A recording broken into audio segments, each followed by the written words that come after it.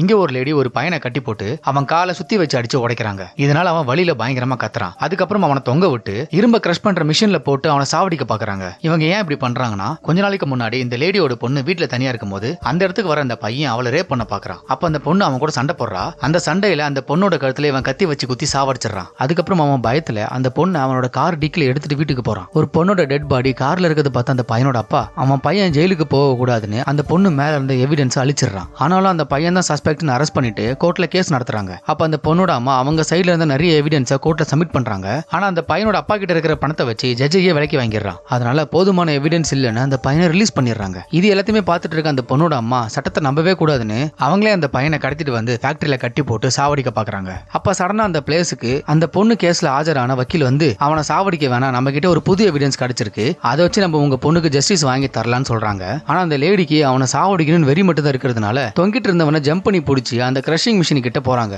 அப்போ சடனா balance miss ஆகி கீழே விழும்போது கம்பியில சொருகி அவங்க செத்துடுறாங்க. அப்போ அந்த பையனோட கால் மட்டும் தான் கிரஷ் ஆகுது. அதுக்குள்ள அந்த பையனை காப்பாத்திட்டு அவனுக்கு சட்டப்படி தூக்கு தண்டனை வாங்கி கொடுத்துறாங்க.